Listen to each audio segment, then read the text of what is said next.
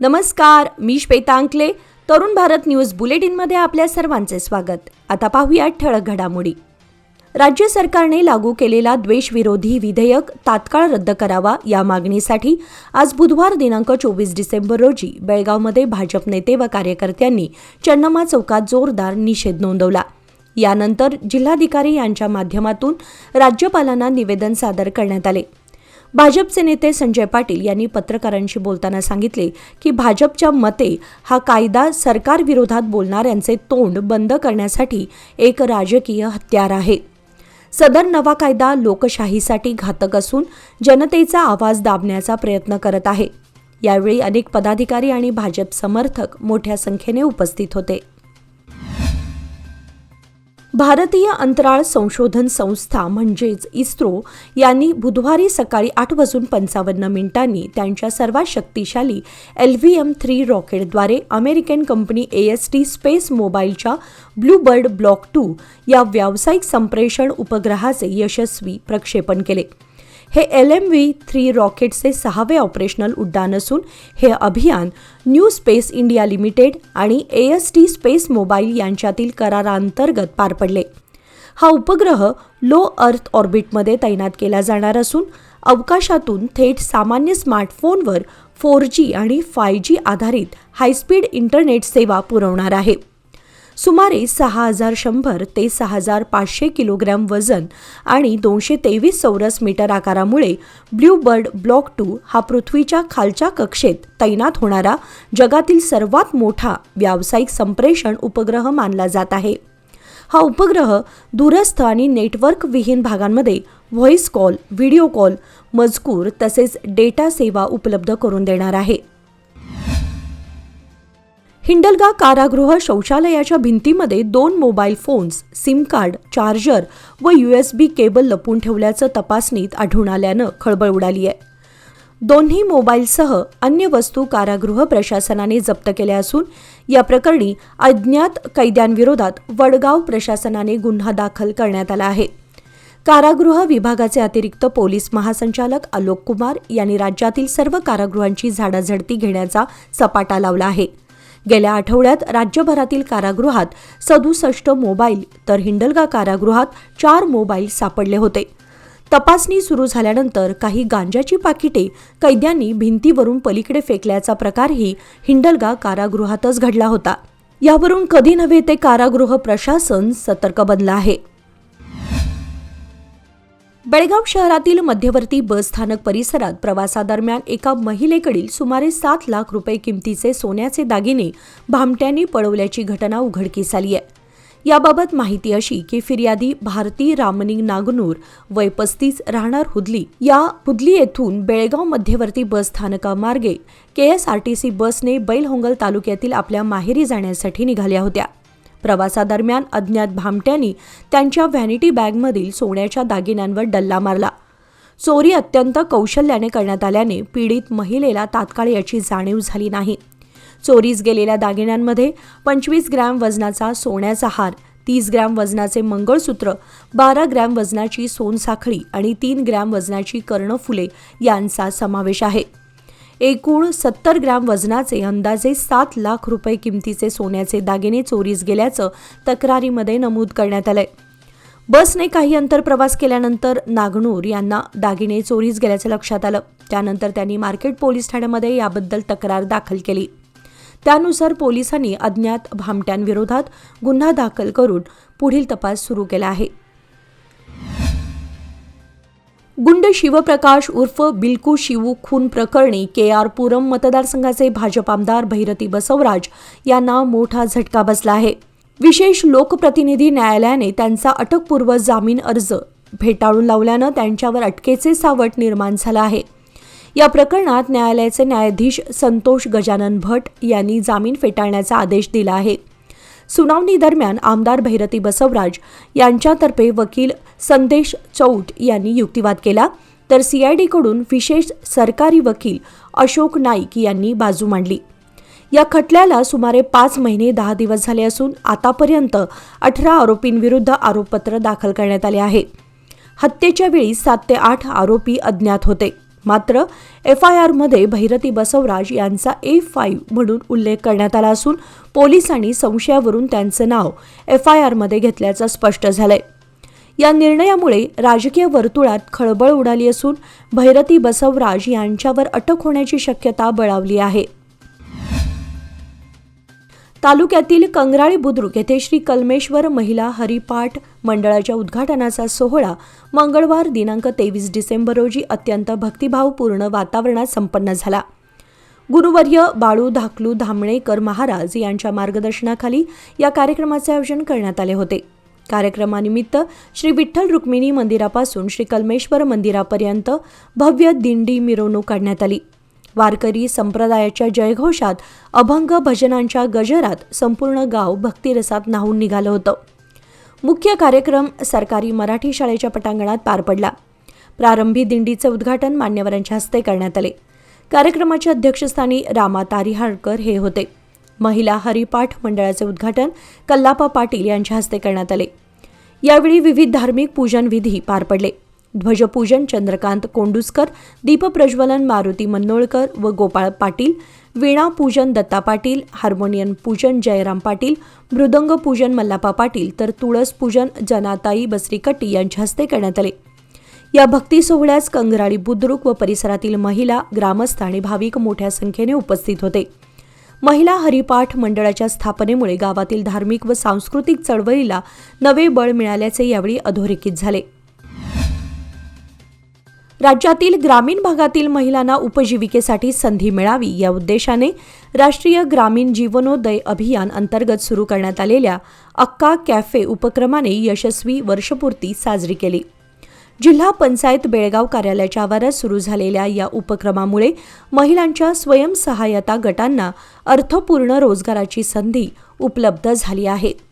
जिल्हा पंचायत CEO राहुल शिंदे यांच्या पुढाकारातून अंमलबजावणी झालेल्या या उपक्रमात केवळ एका वर्षात 53 लाख रुपयांपेक्षा अधिक व्यापार व्यवहार झाला आहे. 2024-25च्या राज्य अर्थसंकल्पात अक्का कॅफे या उपक्रमाची घोषणा करण्यात आली होती. ग्रामीण महिलांना स्वावलंबी बनवणे आणि गरिबी कमी करणे हा या अभियानाचा मुख्य उद्देश आहे. या वर्षपूर्ती निमित्ताने सजावट केलेल्या नव्या विस्तारित कॅफे कक्षाचे उद्घाटन उमा महादेवन यांच्या हस्ते करण्यात आले. यावेळी अनेक अधिकारी, कर्मचारी, स्वयंसहाय्यता गटातील महिला व मान्यवर उपस्थित होते. बेळगाव एज्युकेशन सोसायटीच्या BK मॉडेल शाळेच्या शतक महोत्सवानिमित्त आयोजित कार्यक्रमात मंगळवार दिनांक 23 डिसेंबर रोजी शहरातील नामवंत शरीर सौष्ठवपटूंनी आकर्षक प्रात्यक्षिके सादर केली. यावेळी त्यांचा विशेष गौरव करण्यात आला. BK मॉडेल शाळेच्या मैदानावर सुरू असलेल्या या महोत्सवात सांस्कृतिक कार्यक्रमांसह आरोग्यविषयक मार्गदर्शनही करण्यात आले. आशिया पदक विजेता VB किरण यांच्यासह प्रताप कालकुंद्रीकर, प्रशांत खन्नूकर, व्यंकटेश तहसीलदार, गजानन काकतीकर, सूरज भंडारी, विशाल निलजकर, मंजुनाथ कोल्हापुरे, सुनील भातखंडे, राजू मुचंडीकर तसेच BK मॉडेलचा विद्यार्थी संजू जी यांनी प्रात्यक्षिके सादर केली. यावेळी विद्यार्थ्यांनी सोशल मीडियापासून दूर राहून अभ्यास व शारीरिक तंदुरुस्तीवर अधिक लक्ष केंद्रित करावे असे आवाहन करण्यात आले. नाताळ सणाच्या आगमनाच्या पार्श्वभूमीवर बेळगाव शहर व परिसर उत्साहपूर्ण वातावरणात सज्ज झाला आहे. विशेषतः ख्रिश्चन बांधवांची मोठी वसाहत असलेल्या कॅम्प परिसरात विद्युत दिव्यांच्या आकर्षक रोषणाईमुळे संपूर्ण परिसर झगमगून गेला आहे. ख्रिश्चन धर्मियांचा नाताळ हा प्रमुख सण असल्याने तो मोठ्या उत्साहात साजरा केला जातो. यानिमित्त चर्च निवासस्थाने आकर्षक पद्धतीने सजवण्यात आले असून ख्रिसमस ट्री उभारून त्यावर स्टार, फुगे, घंटा व विविध सजावटीच्या भेटवस्तू लावल्या जात आहेत.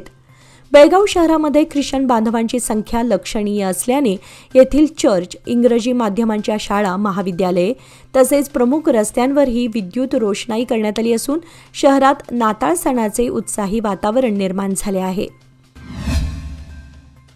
आज बुधवार दिनांक 24 डिसेंबर रोजी बेळगाव शहरातील पत्रकार परिषदेत पालकमंत्री सतीश जारकिहोळी यांनी पत्रकारांनी बेळगाव जिल्हाधिकारी मोहम्मद रोशन यांच्या विरोधात खासदार धैर्यशील माने यांनी दिलेल्या तक्रारी संदर्भात विचारले असता या विषयावर कोणी नेते का बोलत नाहीत यावर पालकमंत्री जारकिहोळी म्हणाले की कायद्याप्रमाणे या तक्रारीला उत्तर दिलं जाईल. पुढील नोटीस आल्यानंतर त्याला योग्य प्रतिसाद दिला जाईल. त्यांनी या विषयावर सध्या अधिक बोलण्याचं टाळलं आणि थंड प्रतिसाद दिला. इन्व्हेस्टमेंट अशीच करणार ज्याने माझी हार्टबीट खूप अशी नाही होणार, आणि म्हणून एक पार्ट FD मध्ये नक्की इन्व्हेस्ट करणार. कारण FD आहे तर स्टडी आहे. लोकमान्य FD सोबत मिळवा best interest rate. Lokmanya FD आहे तर स्टडी आहे. बेळगाव शहरातील Anjuman-e Islam English medium date palms high school येथे आयोजित विज्ञान व निसर्ग प्रदर्शनाला आमदार आसिफ सेठ यांनी अमन सेठ यांच्यासह भेट दिली. या प्रदर्शनात विद्यार्थ्यांनी विज्ञान, निसर्ग व पर्यावरण जनजागृतीशी संबंधित विविध नाविन्यपूर्ण प्रकल्प सादर केले होते. भेटीदरम्यान आमदार आसिफ सेठ यांनी विद्यार्थ्यांशी संवाद साधत त्यांच्या सर्जनशीलतेचे कौतुक करत लहान वयापासून वैज्ञानिक दृष्टिकोन विकसित करण्याचे आवाहन केले. वर्गाबाहेरील प्रात्यक्षिक शिक्षणाला चालना देणाऱ्या या उपक्रमाबद्दल त्यांनी शिक्षक व शाळा व्यवस्थापनाचेही विशेष अभिनंदन केले. यावेळी युवा नेते अमान सेठ यांनीही विद्यार्थ्यांना विज्ञान व नवोन्मेषाच्या सतत शोधासाठी प्रेरित केले. शाळा प्रशासनाने मान्यवरांच्या भेटीबद्दल आभार व्यक्त केले. बेळगाव शहर आणि शहापूर पोलीस ठाण्याच्या हद्दीमध्ये सार्वजनिक ठिकाणी गोंधळ घालणाऱ्यांवर कारवाई करण्यात आली आहे. 23 डिसेंबर रोजी बेळगाव शहरात गणेश बसवहरी आणि कामाक्षी अम्मनवर यांच्यावर कारवाई करून त्यांना 2,250 रुपये दंड ठोठावण्यात आला. तसेच शहापूर पोलीस ठाण्याच्या हद्दीमध्ये शिवकुमार मल्लप्प गौड यावरही गोंधळ घातल्याप्रकरणी कारवाई करून 1,450 रुपये दंड वसूल करण्यात आला आहे असे समजते. गणेशपूर येथे दलित नेते मल्लेश चौगुले यांच्या निवासस्थानी महिला व बालकल्याण मंत्री लक्ष्मी हेब्बाळकर यांच्या उपस्थितीत जनता दरबार आयोजित करण्यात आला होता. यावेळी नागरिकांनी पाणी पुरवठा, रस्ते, वीज, घरकुल तसेच महिला व बालकल्याणाशी संबंधित समस्या मंत्र्यांसमोर मांडल्या. मंत्री हेब्बाळकर यांनी प्रत्येक तक्रारीची नोंद घेत संबंधित अधिकाऱ्यांना आवश्यक सूचना दिल्या. सामान्य नागरिकांच्या समस्या प्रत्यक्ष ऐकण्यासाठी जनता दरबार उपयुक्त ठरतो असे सांगत गणेशपूर परिसरातील प्रलंबित प्रश्न लवकरच सोडवले जातील असे त्यांनी आश्वासन दिले. याप्रसंगी काडा अध्यक्ष युवराज कदम, आडवेश इटगीमठ, महेश कोलकर यांच्यासह काँग्रेस नेते, स्थानिक रहिवासी मोठ्या संख्येने उपस्थित होते. बेळगाव शहरातील BK मॉडेल हायस्कूलचा सध्या शतक महोत्सव साजरा केला जात आहे. काल मंगळवार दिनांक 23 डिसेंबर रोजी आयोजित कार्यक्रमात शिक्षण तज्ज्ञ आणि कर्नाटक विद्यापीठाच्या माजी कुलगुरू डॉक्टर मीना चंदावरकर, सामाजिक कार्यकर्ते व सेंद्रिय शेतीतज्ञ KEN राघवन प्रमुख अतिथी म्हणून उपस्थित होते. डॉक्टर चंदावरकर म्हणाल्या की इच्छाशक्ती, कार्यशक्ती, ज्ञान आणि उत्साह या शाळेच्या कार्यामध्ये स्पष्ट दिसून येतो. योग्य वातावरणातच शिक्षण उन्नत होते आणि BK मॉडेलमध्ये ते उपलब्ध आहे. त्यांनी शाळेचे शिक्षक आणि संचालकांच्या प्रयत्नांचे कौतुक केले. सेंद्रिय शेतीतज्ञ राघवन यांनीही शाळेच्या कार्याची प्रशंसा केली. कार्यक्रमाच्या सुरुवातीस शुक्लांबर पत्तार यांनी स्वागत गीत गायले. श्रीनिवास शिवणगी यांनी उपस्थितांचे स्वागत केले तर संस्थेचे अध्यक्ष अविनाश पोद्दार यांनी आभार मानले. पट्टणकुडी येथील निपाणी चिकोडी रस्त्यावर मंगळवारी मध्यरात्री 1:15च्या सुमारास झालेल्या अपघातात दुचाकी ऊस ट्रॅक्टर ट्रॉलीला धडकल्याने दुचाकीस्वार जागीच ठार झाला तर एक जण गंभीर जखमी झाला. या अपघातात संतोष बसवराज कल्याणी वय 34 याचा मृत्यू झाला असून मयूर सदानंद चिन्नन्नावर वय 33 गंभीर जखमी झाला आहे. निपाणीहून चिकोडीकडे जात असताना पट्टणकुडी येथील पेट्रोल पंपाजवळ संतोष यांचे दुचाकीवरील नियंत्रण सुटल्यानं समोर उभ्या असलेल्या ऊस ट्रॉलीला जोराची धडक बसली. घटनेची माहिती मिळताच खडकलाट पोलिसांनी घटनास्थळी भेट देऊन पंचनामा केला. जखमी मयूर यांना चिकोडी येथील सरकारी रुग्णालयात दाखल करण्यात आलं असून संतोष यांचा मृतदेह शवविच्छेदनासाठी पाठवण्यात आलाय. या घटनेमुळे उळा गड्डीवाडी गावामध्ये शोककळा पसरली असून खडकलाट पोलीस स्थानकात गुन्हा नोंदवण्यात आलाय. बेळगाव शहरातील कॅम्प परिसरात आज पालकमंत्री सतीश जारकिहोळी यांनी पत्रकार परिषद आयोजित केली होती. सीमा प्रश्नासंदर्भात पत्रकारांनी विचारलेल्या प्रश्नाला उत्तर देताना त्यांनी सांगितले की सीमा प्रश्नाचा खटला जुना आहे, मात्र आजची परिस्थिती आणि तेव्हाची परिस्थिती पूर्णपणे वेगळी आहे. ते पुढे म्हणाले की ज्या ठिकाणी मी सध्या उभा आहे ते ठिकाण पूर्वी महाराष्ट्रात समाविष्ट होते. बेळगाव रेल्वे स्टेशन, वडगाव, खासबाग हे सर्व भाग त्या काळात महाराष्ट्रात समाविष्ट होते. मात्र सध्या परिस्थिती बदलली असून उचगावसह हे सर्व भाग कर्नाटकात आहेत. पालकमंत्र्यांनी स्पष्ट केले की सीमा प्रश्नावर अंतिम निर्णय काय होतो हे सुप्रीम कोर्ट ठरवेल. आम्ही त्यांच्या आदेशांचे पालन करू. अग्निपथ योजनेअंतर्गत देशसेवेसाठी सैन्य दलात भरती झालेल्या अरळी कट्टी गावातील अग्निवीरांचा गौरव सोहळा भाजपा बेळगाव ग्रामीणचे माजी मंडळ अध्यक्ष धनंजय जाधव यांच्या हस्ते पार पडला. या सत्कार समारंभात अग्निवीरांचे पालक, भाजपा कार्यकर्ते रवी पार्वती, सोमू पार्वती, बसवराज अरळीकट्टी, घटगेंनावर तसेच शिक्षक वर्ग, शाळा सुधारणा समितीचे अध्यक्ष व सदस्य तसेच विद्यार्थी मोठ्या संख्येने उपस्थित होते. यावेळी धनंजय जाधव यांनी अग्निवीरांना शुभेच्छा देत सांगितले की तरुणांनी देशसेवेचा मार्ग निवडून समाजात प्रेरणा निर्माण केली असून यामुळे संपूर्ण गावाचे नाव उज्ज्वल झाले आहे. हा कार्यक्रम ग्रामस्थांच्या उत्स्फूर्त सहभागाने यशस्वी झाला असून अग्निवीरांच्या कार्याबद्दल अभिमान व्यक्त करण्यात आला. प्रत्येकाने मानवी मूल्ये आत्मसात करून परस्पर सहकार्याच्या भावनेने जीवन जगावे असे आवाहन जिल्हा पंचायतचे मुख्य कार्यकारी अधिकारी राहुल शिंदे यांनी केले.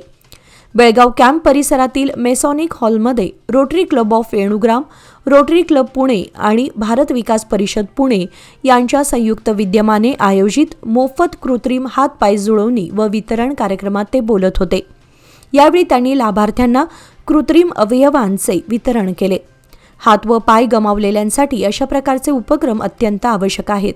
अशा उपक्रमांमुळे अपंगत्वावर मात करून व्यक्ती पुन्हा नव्या आत्मविश्वासाने उभे राहू शकतात, असे शिंदे यांनी नमूद केले. रोटरी क्लब ऑफ वेणुग्रामचे अध्यक्ष नायक यांनी सांगितले की संस्थेमार्फत आतापर्यंत सुमारे 1200 श्रवण यंत्रांचे वाटप करण्यात आले आहे. शाळांमध्ये शौचालय बांधणीची कामे सुद्धा सुरू असून सामाजिक बांधिलकीतून या सर्व उपक्रमांची अंमलबजावणी होत आहे.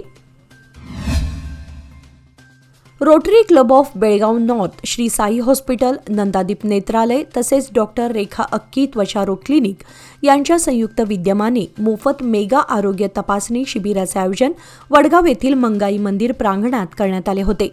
या शिबिरामध्ये लठ्ठपणा, मधुमेह, रक्तदाब, ECG, हृदयविकार, नेत्र, केस गळती अशा विविध आजारांबाबत तपासण्या करण्यात आल्या.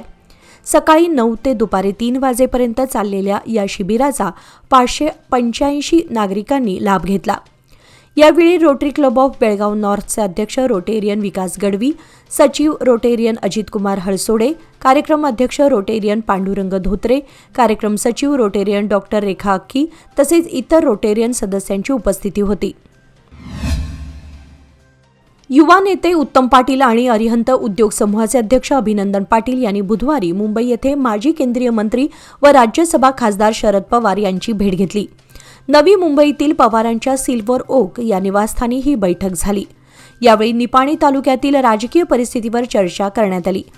लोकसभा निवडणुकीमध्ये उत्तम पाटील यांनी विनाअट काँग्रेसला पाठिंबा दिला होता. काँग्रेस उमेदवारासाठी शरद पवार यांनी निपाणी सभा घेतली होती. तसेच राष्ट्रीय पातळीवर राष्ट्रवादी आणि काँग्रेस हे मित्रपक्ष असूनही काँग्रेसकडून उत्तम पाटील यांच्या बाबतीत असहकार्याची भूमिका घेतली जात असल्याचं अनेकदा दिसून आलं आहे. त्या पार्श्वभूमीवर ही भेट चर्चेचा विषय ठरली आहे. भारताचे माजी पंतप्रधान आणि भारतरत्न अटल बिहारी वाजपेयी यांच्या 101व्या जयंतीनिमित्त आज बुधवारी नगरसेवक नितीन जाधव यांच्या नेतृत्वाखाली गोवावे स्विमिंग पूल परिसरातील अटलजी नामफलक परिसरात स्वच्छता अभियान राबवण्यात आले. या उपक्रमात अनंतराज सुजी, चेतन बेडगेकर, अजय शहापूरकर यांच्यासह अनेक कार्यकर्ते उपस्थित होते. उपस्थितांनी परिसर स्वच्छ ठेवण्याचा संदेश दिला व अटलजींच्या विचारांना आदरांजली अर्पण केली. स्वच्छता मोहिमेत स्थानिक नागरिकांचाही सहभाग दिसून आला. कार्यक्रम यशस्वी करण्यासाठी कार्यकर्त्यांनी परिश्रम घेतले. कोगनोळी, हंचिनाळ, केयस व परिसरातील अनेक शेतकऱ्यांनी शेत गहू व खपली गहू पिकाची लागवड केली आहे. 2 महिन्यांपूर्वी लागवड केलेल्या गहू पिकाला उत्तम हवामान आणि पोषक वातावरण लाभल्यानं गहू पीक बहरलं आहे. सध्या बाजारपेठेमध्ये गहू पिकाला चांगला दर मिळत असल्यानं आणि केवळ 3 ते 3.5 महिन्यामध्ये या पिकातून चांगलं उत्पन्न मिळत असल्यानं अनेक शेतकरी गहू पिकाकडे पर्यायी पीक म्हणून वळले आहेत. Lokmanya multipurpose cooperative society limited यांच्या वतीने आयोजित लोकमान्य प्रीमियर लीग 2025 ही आंतरप्रादेशिक क्रिकेट स्पर्धा गुरुवार दिनांक 25 ते रविवार दिनांक 28 डिसेंबर 2025 या कालावधीमध्ये आयोजित करण्यात आली आहे. या स्पर्धेचे सर्व सामने platinum ground SKE society Anugol Belgaum येथे खेळवण्यात येणार आहे. स्पर्धेचा उद्घाटन समारंभ गुरुवार दिनांक 25 डिसेंबर रोजी सकाळी 8:30 वाजता होणार असून त्यानंतर त्वरित नियोजित वेळापत्रकानुसार सामने सुरू होतील. या स्पर्धेमध्ये 4 गटांमधून विविध विभागातील संघ सहभागी होत असून मुंबई, पुणे, म्हापसा, मडगाव, सावंतवाडी, सांगली, बेळगाव, कोल्हापूर, नाशिक व मुख्य कार्यालय पुणे, रत्नागिरी, कॉर्पोरेट व्यवस्थापन तसेच तरुण भारत संघांचे संघ मैदानात उतरतील. स्पर्धेतील सामने 25, 26 व 27 डिसेंबर रोजी लीग पद्धतीने खेळवण्यात येणार असून अंतिम सामना रविवार दिनांक 28 डिसेंबर रोजी होणार आहे. हा सामना दोन्ही उपांत्य फेरीतील विजेत्या संघांमध्ये रंगणार आहे. Lokmanya multipurpose cooperative society limited ही संस्था 1995 पासून कार्यरत असून मुख्य कार्यालय पुणे, महाराष्ट्र येथे आहे. क्रीडा क्षेत्राला चालना देण्याच्या उद्देशाने आयोजित या स्पर्धेचे थेट प्रक्षेपण तरुण भारत न्यूज YouTube चॅनलवरून करण्यात येणार असून क्रिकेट प्रेमींना मोबाईलवरून सामन्याचा आनंद घेता येणार आहे. याची सर्वांनी नोंद घ्यावी असं आवाहन आयोजकांकडून करण्यात आलंय. याचबरोबर आजचे बातमीपत्र इथेच संपले. अधिक माहिती आणि ताज्या घडामोडींसाठी पाहत रहा तरुण भारत न्यूज चॅनल. तसेच आमच्या चॅनलला लाईक, शेअर आणि सबस्क्राईब करायला विसरू नका. आणि विश्वासार्ह बातम्यांसाठी दररोज वाचा दैनिक तरुण भारत. धन्यवाद.